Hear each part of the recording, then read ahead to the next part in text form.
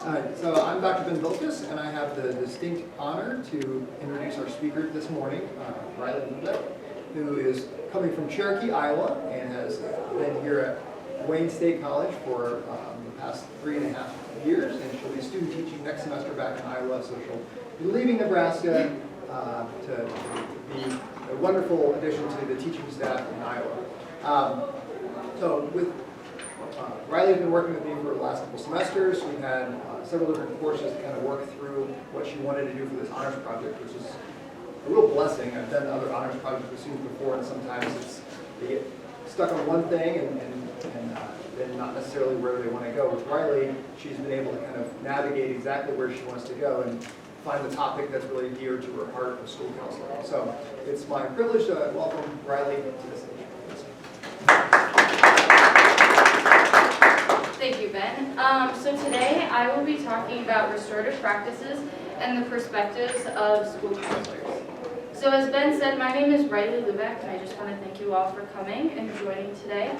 I am the daughter of Michael and Kara Lubeck, and I am majoring in elementary education in endorsement areas of reading and writing and coaching.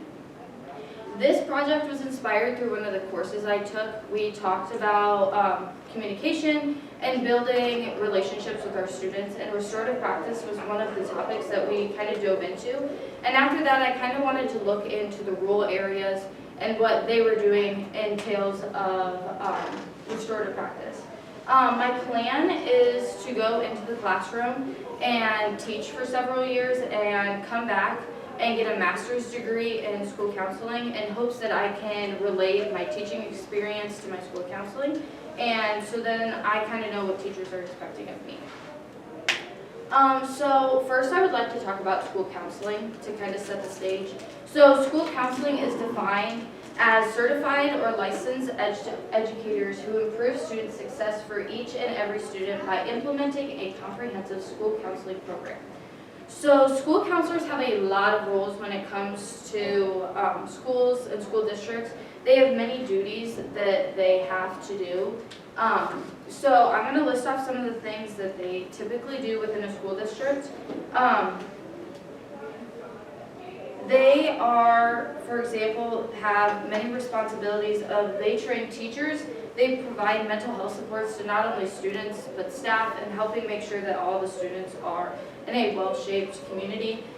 They teach social emotional skills and behaviors, helping with students with troubled behaviors, providing assistance to parents relating to their children, being attendance to any IEP or 504 plan, meeting with administrators to help provide different resources for teachers and students, help with building a positive community in schools, and having a space where students can come and find support. These are just some of the very few things that these school counselors do, and this kind of relates back to my presentation of these are the people that are going to go to these restorative practices trainings first, and then they're going to bring it back to their schools and decide whether this is something that we can implement, and then they're going to be the resource that these teachers go to if and when they need help implementing it into their classrooms. So I would like to talk about school counselors and educating staff. So there are many different things that can go into restorative practices, but one thing that really lines up well is MTSS, which is the multi-tiered systems of support. It's a proactive and preventative framework that integrates data and instruction to maximize student success from strength-based perspectives. So MTSS is a form that's for all students. Many people think it's just for people in special ed or just for small groups. It's for the whole entire student body. So Tier 1, the green at the bottom, is so big because it talks about all students. This is going to be your whole classroom. This is going to be where you do your main instruction. Tier 2, this is your small group instruction. This is where you're pulling in students who might need more help in reading, who might need more help in math, who might need more help in language arts, etc. And these are your small groups. And then you have Tier 3. These are your individualized. These are when you're going one-on-one with students. This is when they're getting pulled out of classrooms, things like that. But what many people don't realize is that this MTSS standard doesn't just go with just subjects. It also goes with our social emotional, it goes with behavior, it goes with all these different things because we can add in therapists, we can add in psychologists, we can add in counselors. So that's where we're pulling this from. So this is where it kind of relates back into restorative practices. So restorative practices is defined as strategies that build and maintain meaningful relationships and process that repairs those relationships when damaged. Promote school counseling connections by building respect, empathy, and trust, and promotes student mental health and physical health. It also helps build safety, healthy, and thriving school communities. So with restorative practices and using MTSS, they are kind of buddies in trying to figure out how we can form good relationships with our students based on what kind of groups that they're sitting in. So when it comes to my project, I wanted to kind of focus on how restorative practices were being used in not only rural communities, because a lot of the research based on restorative practice has been in urban communities. So I wanted to see what teachers thought of restorative practices, what the counselors were seeing with students that were using it, and what the impacts were having on these rural communities versus these urban communities that we were seeing. So restorative practices, have they been used in rural communities? That was one of my big questions. Another was, how do school counselors have an impact on the effectiveness of restorative practice? So the effectiveness is kind of different depending on what kind of school district you're in. So each school district has kind of a different view of what their school counselor's role is, what they want them to do in the school, and that kind of thing. So effectiveness can kind of be related in different ways of how it's being perceived. How do teachers and staff view school counselors? Like I said before, these are the people that a lot of these trainings are coming through. These are the people that the teachers are relying on. These are the people the students are relying on. These are the people that parents are relying on. So I wanted to see, based on teachers, all these jobs that school counselors had, what did they view? Are they doing enough? Are they not doing enough? That kind of thing. And are school counselors responsible in training staff on new practices and ideas? Again, that's kind of based on your school district, whether they're going to want your school counselors to be the ones that are training, if they're the ones that just want to be helping implement. So it's that kind of idea. And those are the questions that I really wanted to focus on when starting this process. So when setting up the study, I had to go through and create an IRB application.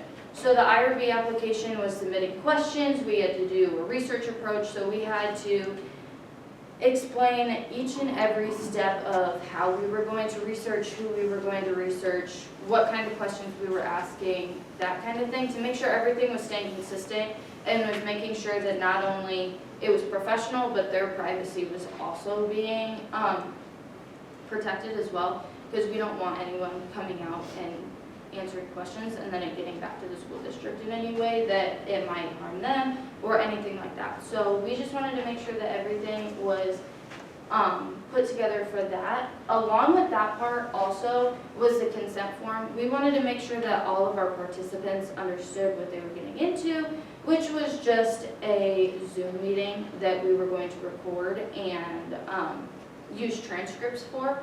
And they were allowed to skip any questions that they didn't feel comfortable with answering, because that is up to their choice. They don't have to answer anything that's out of their realm of what they wanted to.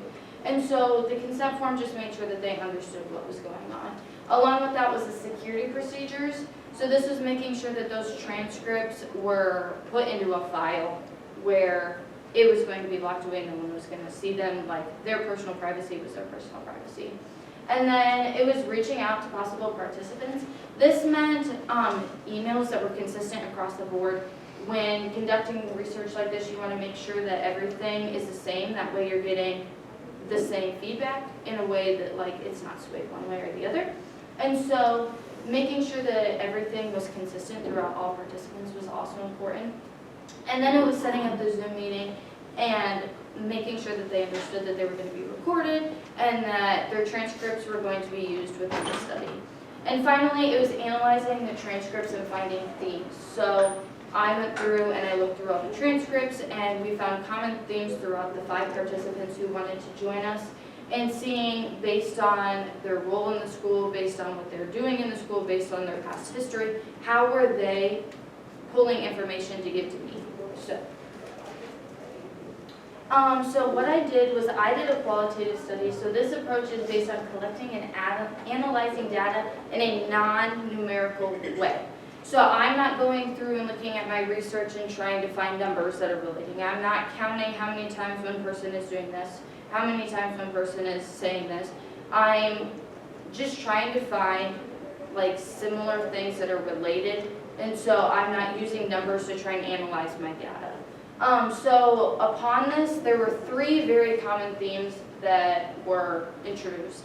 I interviewed school principals, I interviewed school counselors, and I interviewed school teachers across the board. So it wasn't just elementary teachers, it wasn't just high school teachers, it was elementary, it was middle, and it was high school to get the broad perspective of the whole school district community.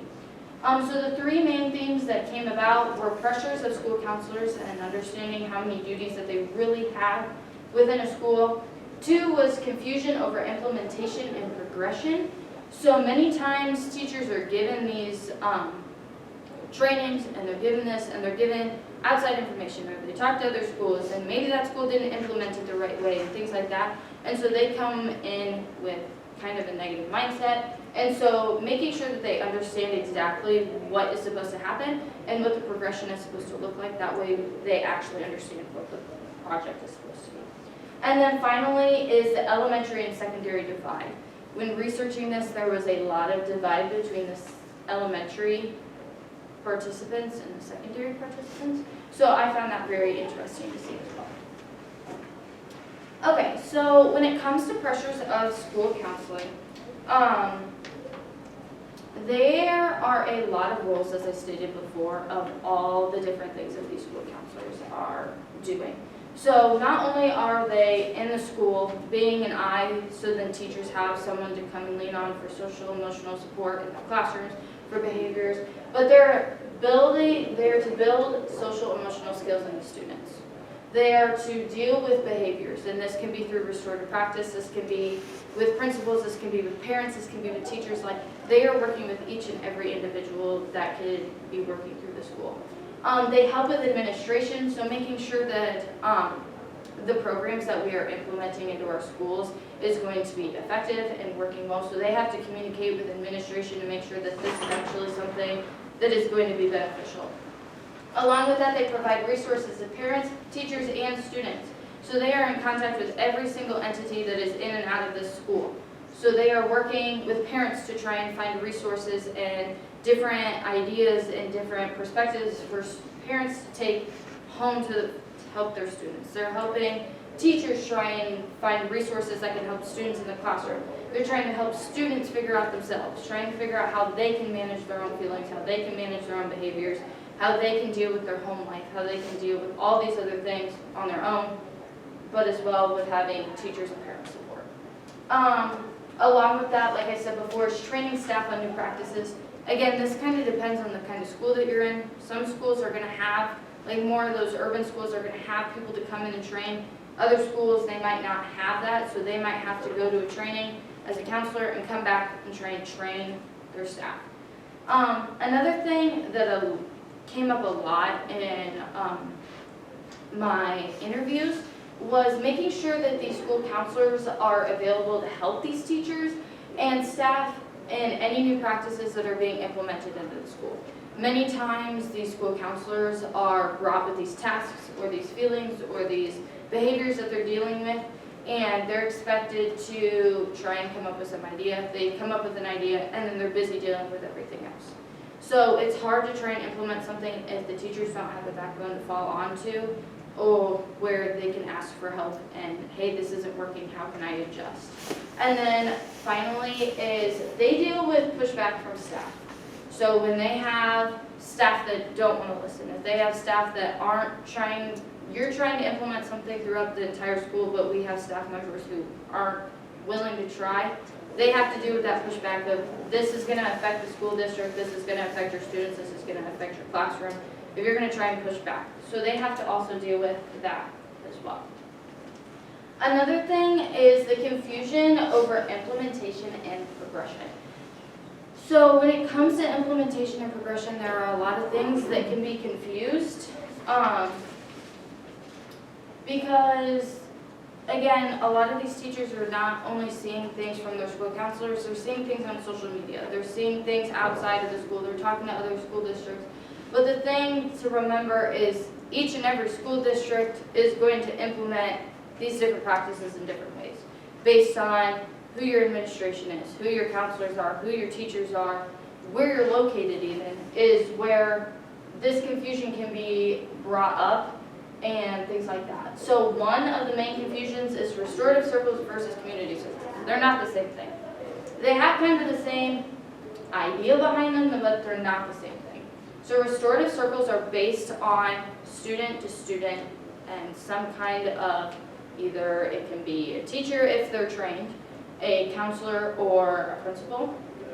These are the things that we want if there are consistent behaviors, if there's consistent whatever that is causing problems within the classroom, that they are sitting down and they're talking, okay, Sally is struggling with this. Why is this? Well, because this person's doing this. Well, they didn't realize that there was this kind of in between. And so this is the time where these students have the chance to be in like a mediated area where they can talk out what they're struggling with, and they can actually find out what was wrong. I know that during my research I talked to a couple participants, and one example that they said was elementary kids. There were these students, they all went out to recess and they wanted to play house. Well, there was one kid who always told them, well, you have to be this person, you have to be this person, you have to be this person. I don't want to play it that way, I want to do this. And so it was a constant issue. They were constantly arguing, there were constant fighting, so they brought them into this restorative circle, and this student didn't even realize that they were doing this to the other students. And then the other students realized they didn't even like playing house. They went through all this trouble of fighting and arguing, and they didn't even realize that they wanted to not play house with this person. So in the end, they left the meeting realizing, oh, I didn't know that I was hurting this person, and oh, I didn't realize that the other two people didn't even want to play. And so in the end, they all went out and they did their own thing, and they've been fine ever since. Community circles, on the other hand, are trying to build those relationships within the classroom. So this is trying to push towards positive behavior. This is trying to make sure that they understand their teachers do want them in the classroom, kind of thing. So this is going to be like your morning meetings, where you sit down, you have an intro question where you're talking to them, and maybe you're saying what your favorite color is. And these two students on the opposite end of the circle realize they have the same color that they love and they like. And this whole time they thought they had nothing in common, and here they are having something in common. So this is just kind of building that community within the classroom. I did talk to one participant. They do this every day with the whole entire school, grade by grade by grade. The next thing is how do restorative circles work and how do community circles work. We kind of talked about that. And then how does punishment work with restorative practice? A lot of people go into restorative practices thinking that the students are just going to take over the classroom because it's just talking about how to feel. That's not at all what it is. When it comes to restorative practice, we want to make sure that these students understand that they are taking ownership for their own actions. They are taking leadership on what they are trying to do within the classroom.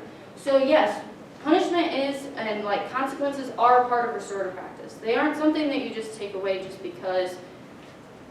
We want to make sure that they are accountable for what they're doing. That doesn't mean that we're just going to say, hey, you kick someone, go to the office. This means you're going to have a conversation, why did that happen? Why was that behavior displayed? Okay, well you did it, and so you're going to have to face the consequences. And they're going to have to realize and understand why. Because a lot of the times students actually don't understand why they're getting in trouble a lot of the times. Because they might not have a home life where that's not a bad thing at home. Or they might not understand that what they're doing is bad. Like, for instance, if you have a student who's constantly swearing, well, maybe that's something that they can do at home. They don't realize at school that's not something that's appropriate. So just having those conversations and helping them realize the difference between what is and what isn't appropriate. The next one I found very interesting in conducting research and was something that I was not expecting. So that was really cool. This is the elementary versus secondary divide. Okay. This is the idea that elementary teachers, elementary staff, are a lot more willing to be able to be open to new ideas. They are willing to ask for help on how to implement these ideas. They're willing to at least give these people a chance to listen. Now, this does not mean that this is for every district. This is not the same for every district. A lot of my research came from about 2 districts, and this was the most common theme between the 2 districts, was the elementary teachers and the elementary staff were a lot more willing to take in this information and a lot more willing to see what was going on. Whereas the secondary school, we were seeing a lot more struggle with the idea of trying something new. Now, this can come from a whole different ideas. It could be that the implementation and the counselor and the principal for these secondary schools aren't doing their job. That could be a very well case. It could also be that they like the way that their classroom is and they don't want to change. Well, we can't change and grow as educators if we're not willing to change and grow with our students, because our students are not the same. Not every student is going to need the same thing. Not every person out in the world is going to need the same thing. So we have to be open and willing to try new ideas, even if they're ones that have worked in the past that we took away and we have to bring back. Okay? Students are constantly developing based on the world around them. Very differently, 25, 30 years ago, we didn't have all the different technologies that are in our pockets, so now we're transferring to figure out how to deal with that in social emotional settings, how we're dealing with that in behavioral settings. Whereas COVID also had an effect on the social emotional well-being of students and not being able to communicate. So we noticed more of a pushback on secondary educators and staff than we did with elementary. Here are some recommendations. This is, I got this from a book that's called Hacking School Discipline. It's a great book. And it came up with why we use restorative practices and then also like ways to actually go about working with it. So one of them was let students be a part of deciding the rules and expectations within the classroom. On the first couple of days of school, expectations and rules are going to be gone over. That's just how it is. But if we give students the chance to say, okay, what is a rule that we should have? And it's we shouldn't throw pencils in our classroom. Okay, great. Now every student knows that that's something that we shouldn't be doing. Now if they are the ones that decide the consequence, then they know personally, okay, I set up that consequence. I know that throwing a pencil is not a good idea. Like, they are going to hold themselves more accountable because they know that their punishment goes with that. Along with that is letting them be a part of deciding the punishment and the rules and expectations. So this doesn't just go with rules, you can set expectations. So the expectation is to be quiet in the hallway, keep your hands to yourself, whatever. So it's making sure that they understand what they should be doing, but also letting them decide because then they feel like they have some control in the classroom. Along with that is teaching mistakes are okay. A lot of times and a lot of students at this area of time are just struggling with the fact that they can't make mistakes. Mistakes are inevitable and they're what make you you, and they also teach you things. So without mistakes you're not learning anything. And so we have to make sure that our students understand and know that making mistakes is okay. Along with that is providing resources for students dealing with big emotions and feelings. So we need to make sure that we have resources in our classroom that are actually going to provide help for our students. There's no point in pushing for something if you're not going to provide the resources either. So we have to make sure that all students, staff, administration are all on the same page, because if we have 3 people doing it and 20 people who aren't, nothing's going to work out. So making sure that resources are available and that everyone is on the same page. So in conclusion, restorative practices are being implemented in rural communities. This is great because that means that not only are things happening in urban communities, but they're also happening in our rural communities where a lot of us grew up. Along with that is how much the school counselor commonly does without being noticed. There are a lot of things that they do that they don't always get credit for, that they're dealing with that the teachers don't realize that they're dealing with, that they're dealing with that the whole staff doesn't realize. And then along with that is upper level teachers and staff are more reluctant to add new practices and ideas to their already established classrooms. This means that we want to make sure that they know that they have support. They can ask questions. They're here for us and we're here for them. So we have to make sure that not only are our elementary students getting the care, but also our upper level students, because they're the ones that are closer to going out into the world. So we need to make sure that they're ready to go. So here are some limitations that came with the process though. I did only have 5 participants. So along with that, participants were from around the same school district. I had 1 Nebraska school district and I had 1 Iowa school district. So if I were to do this again, I would ask for more participants and I would go to different school districts within the Iowa and Nebraska area. Along with that, I would want to look into doing a quantitative study, which is the study of going through the numbers and seeing all the statistics and that kind of stuff, because that'll also come up with different kind of things along with that. Does anyone have any questions? One. Okay. So this is your passion. Yes. And so where do you think you'll see yourself in the future, especially with that whole divide, elementary, secondary, and where, do you want to be a school counselor for